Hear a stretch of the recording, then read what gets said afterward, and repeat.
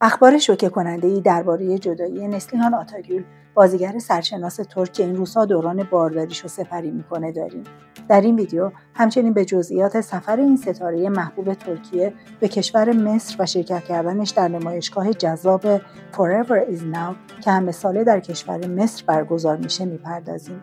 پس اگه میخواهید عکس‌ها و مصاحبه‌ها و اتفاقات این سفر رو ببینید، با ما همراه باشید تا شما رو به دل این رویداد هنری در پای اهرام ثلاثه مصر ببریم. نمایشگاه Forever is Now امسال در 4مین دورش میزبان چند تا از بهترین ستاره‌های کشور ترکیه بود. هدف این نمایشگاه که در سالهای اخیر محبوبیت زیادی هم کسب کرده، گردآوری فرهنگ‌ها و هنرهای معاصر در سطح جهان هستش. توی این ایونت چند تا از ستاره‌های ترکیه از جمله نسلیهان آتاگül، بوراک دنیز و سو بورجویازگی جوشگون هم حضور داشتند و حضور بوراک دنیز و نسلیهان آتاگül توی این نمایشگاه باعث شد که این ایونت مدت 48 ساعت تبدیل به پرجستجوترین خبر بشه. این سه تا هنرمند در طول سفرشون از نمایشگاه و آثار هنری مصر هم دیدن کردن. بوراک توی مصاحبه‌ای گفته من داخل هرم خوبس رو دیدم و خیلی شگفت زده شدم. واقعا دوست دارم توی یه کار تاریخی این کشور که مربوط به دوران فرعون‌ها باشه شرکت کنم. بوراک در حال حاضر توی سریال بیرگ جماساله یا داستان یک شب نقش آفرینی میکنه. اما این سریال تا حالا نتونسته ریتینگ بالایی به دست بیاره و احتمال اینکه در روزهای آتی فینال برسه زیاده. توی فرودگاه موقع برگشت از مصر خبرنگارا در مورد همین مسئله ازشون سوال میپرسن. بوراک هم میگه اوضاع خوبه و سریال ما سرگرم کننده است و توی چند تا کشور هم داره پخش میشه. مخصوصا بین مردم آمریکای جنوبی تماشاگرمون زیاده. سو بورجو هم میگه من اولین باری بود که به مصر سفر میکردم و خیلی بهم خوش گذشت. اما بریم سراغ نسلیهان آتاگül و ببینیم که نسلیهان در مورد آینده کاریش چه چیزهایی توی مصاحبهش در مصر عنوان کرده که باعث شده طرفدارانش تو کل دنیا اینقدر ناراحت بشن.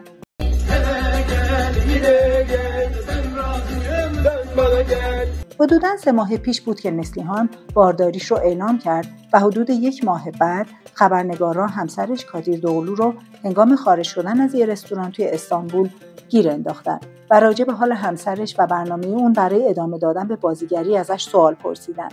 کادیر هم گفت نسلیهانی که من میشناسم اونقدر عاشق بچه هاست که نه تنها بازیگری بلکه منم فراموش میکنه و یه جورایی بحثو به شوخی کشون. اما خبرنگار دوباره ازش پرسید آیا شما اجازه میدین نسلیهان توی دوران بارداریش کار کنه؟ کادیر هم گفت سلامت بچه‌مون از همه چی مهمتره. حالا این در حالی بود که نسلیهان برای یک کار عاشقانه به اسم عشق در روزهای اشغال به تازگی قرارداد امضا کرده بود و این اخبار داشت به شرکت آیاپون که سازنده این سریال بود فشار وارد می‌کرد. در نهایت نسلیهان از این پروژه کناره‌گیری کرد و از زمانی که اون انصراف خودش رو برای حضور تو این کار اعلام کرده، فیلمبرداری این پروژه با بحران بزرگی روبرو شده. حالا جالبه بدونید توی همین خبرم اومده که این تصمیم از طرف همسر نسلیهان یعنی کادیر دوغلو گرفته شده و در ادامه هم نوشته شده که مخاطبا انتظار دارن هر چه زودتر جایگزین نسلیهان توی این پروژه اعلام بشه. جالب اینه که بدونید قبل از اینکه خبر کناره‌گیری نسلیهان از این پروژه در بیاد، مردم اعتقاد داشتن که اون هیچگاه این کار رو تموم نمی‌کنه. چند تا از کامنت‌ها رو با هم ببینیم. یکی از کاربرا همون ابتدای اعلام این خبر نوشته اون سریال رو نیمه کاره رها می‌کنه. ما هرگز شروع به تماشای این کار نمی‌کنیم. یکی دیگه نوشته شوهرش دوباره حسودی می‌کنه و به هر حال اون از سریال میره. اینها نشون میده که مردم ترکیه هم بعد از ازدواج نسلیهان کاملا از اون قطع امید کردن و اعتقاد دارن که اختیارش دیگه دست خودش نیست. خب همونطور که توی این خبر هم اومده، کادیر روی نسلیهان کاملا تسلط داره و این مسئله هم باعث شده توی سالهای اخیر این بازیگر توی هیچ پروژه معروفی دیده نشه. البته نسلیهان کارش رو با برندها در قالب مدل و تبلیغات همچنان ادامه میده و توی صفحه اینستاگرامیش هم بسیار فعاله. ناگفته نمونه که حتی اهالی رسانه‌های ترکیه هم اعتقاد دارن که این تصمیمات نسلیهان همش زیر سر کادیره. مثلا چند وقت پیش دیدم دلن مجری برنامه سویلمستم اولماز کلی به کادیر حمله کرد و حرفای تندی راجع بهش زد. اینجا خانم مجری میگه ما هیچ وقت اسم کادیر رو با یه موفقیت خوب یا یه خبر خوب تا حالا نشنیدیم. این صحبت من از سر قصد و غرض نیست. اصلا کادیر در حدی نیست که بخوام علیهش غرض ورزی کنم. و در ادامه میگه اما حرفه نسلیهان تموم شده، به خاطر این ازدواج از بین رفته. ما این صحبت رو بارها اینجا کردیم که این دختر خیلی موفقه و راه درخشانی در پیش داره، اما متاسفانه بعد از این ازدواج انرژیش کاملا از بین رفته. منظورش پتانسیل موفقیت نسلیهانه که نابود شده.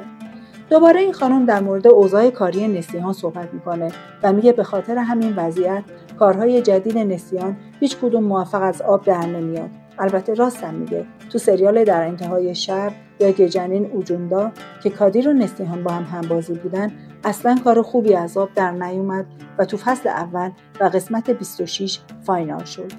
در ادامه این خانم یه اشاراتی به فرقه کادیر هم میکنه و میگه تصمیماتی که کادیر میگیره به خاطر فرقه‌ایه که بهش وابسته است و باعث و بانی این مشکلاته. به نظر این خانم دلیل این حرفشنوی بیچون و چرای نسلیهان از کادیر اینه که اون بدون پدر بزرگ شده و سایه‌ای بالای سرش نبوده و حس این که کادیر روش کنترل داره رو یه جور دیگه ای متوجه میشه و راضی از این جریان و توی تمام تصمیماتش با کادیر مشورت میکنه. البته اون طریقت یا به قول خود کادیر فرهنگ بکتاشی هم روی این تصمیمات تاثیر میذاره. این خانوم میگه الان نسلیهان دیگه داره مادر میشه و ما هرچی بگیم دیگه بیخوده و باور دارم که اون یه مادر خیلی خوبی میشه و اونقدر پشت سر این بچه در میاد که هم مادرش میشه و هم پدرش، اما امیدی به کادیر ندارم، یعنی هیچ آبی ازش گرم نمیشه. بعد دوباره بحث ورشکستگی کادیر میشه که ظاهراً عوامل سریال قطب‌نمای عشق هنوز هیچ کدوم نتونستن مطالباتشون رو از این زوج بگیرن. توی هفته‌ای که گذشت نسلیهان چند تا عکس از خودش منتشر کرد و نوشت هفته 20 بارداری. اما اگه سراغ کامنت‌های این پست بریم می‌بینیم که همچنان طرفدارای این بازیگر اصرار دارن که بوراک از کادیر بهتره و حدود 90% کامنت‌ها راجع به این موضوعه که توی این مورد باید به کادیر حق داد. به نظر من بیشتر حساسیت کادیر روی نسلیهان به خاطر همین نظرات به اصطلاح طرفدارانشه که باعث میشه کادیر اونو تحت فشار بذاره و بیشتر روش حساس بشه و میشه گفت همین فشار هم توی سالهای اخیر زندگی هنری نسلیهان رو کاملا نابود کرده. توی ایونت مصر هم دوباره خبرنگار در mورد ادامه kar و پروژه های نسلیهان ازش سوال میپرسه. مصاحبه رو با هم ببینیم. که یeni projem karnımdaki bebeğim onun için. نسلیهان میگه پروژه‌ای که به زودی دارن بچه‌ای توی شکممه و همین خاطر هم پروژه جدید یا تنها پروژه هم فقط بچه‌مه و مشخصه که نسلیهان به هیچ چیزی غیر بچه و خانواده‌اش حتی فکر هم نمی‌کنه. به هر حال شکی نیست که دوران حاملگی و بچه دار شدن میتونه اولویت‌های یه مادر رو تغییر بده و باعث بشه تصمیمات جدیدی برای آینده حرفه‌ایش بگیره. شما هم نظرتون رو برام بنویسین و لطفاً این ویدیو رو لایک کنین و اگه میخواین از اخبار سریال‌ها و بازیگرای ترکیه مطلع بشین از همین پایین دکمه سابسکرایب و زنگوله رو فعال کنین. ممنونم که تا آخر ویدیو با من همراه بودید.